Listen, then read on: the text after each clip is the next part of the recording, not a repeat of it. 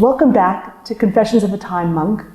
We're back in Banja de Luca at the Laszlo Institute of New Paradigm Research, and we've been for the past 2 days in a symposium on the new paradigm in holistic health and healing. And we're sitting now with our last speaker of the conference, Marcus Schmieke. Yes, Schmieke. Yes, Schmieke, who just actually shared with us quite a profoundly connected observation of the world. So I wanted to just sit with you for a couple of minutes and ask you if you were to flash forward to your deathbed and you're surrounded by your children and your loved ones, and in your last breath you have a pearl of wisdom to bring everything together into a final sharing that would in fact allow them to live their lives in the most connected way possible, what would you say to them?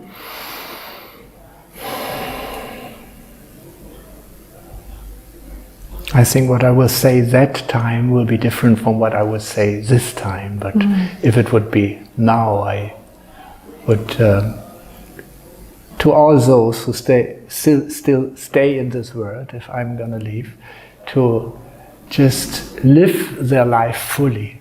So to live whatever is inside them, to just live it and try to get everything out what is there and integrate it into one's life. This is something I think it's so important, because we just allow ourselves to live a very small, very tiny range of the spectrum of our life energy which we actually have. We restrict ourselves. So much conditioning through our upbringing, through civilization, through language, the way we think, the way we believe. To just question all those things and discover this 360 degrees, which life actually is.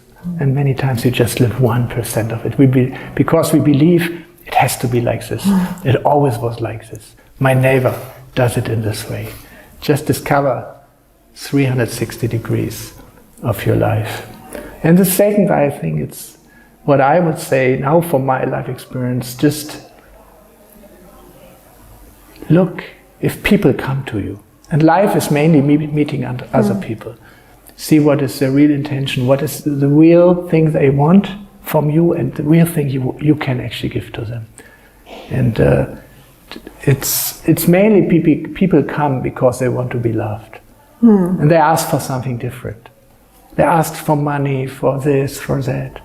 But this is what they really want, and this is what we can give. So I think this is very important, to just use each opportunity to meet another person. What is your feeling about what love is to someone?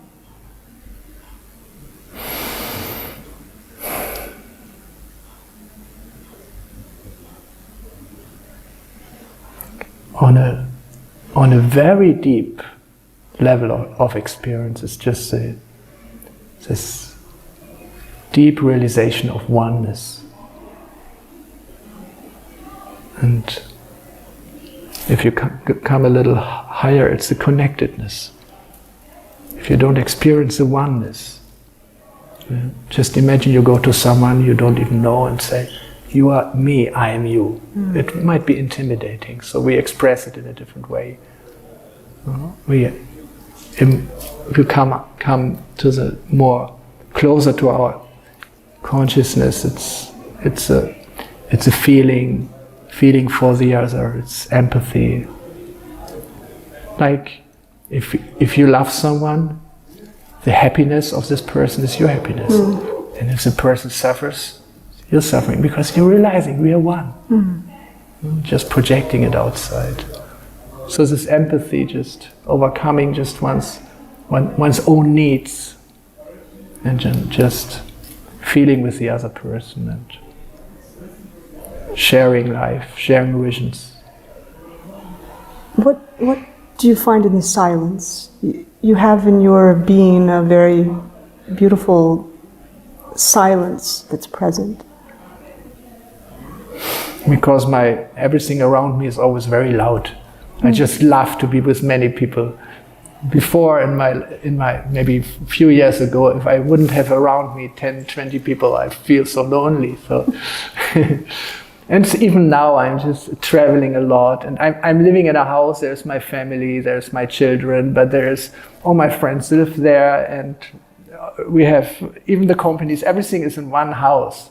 So community, you have community. Yeah, I love community. Yes. So, and I think especially in living in a way as I live, it's very important for me to have the silence inside. Otherwise, couldn't handle this. That everything is always so loud and busy. That's beautiful. I love that answer. We actually also live in community. So, and finding the silence within is a beautiful way to connect in that way to everyone. So how you make it with all this warm surrounding and then the lights without sweating. I'm almost dying from sweating.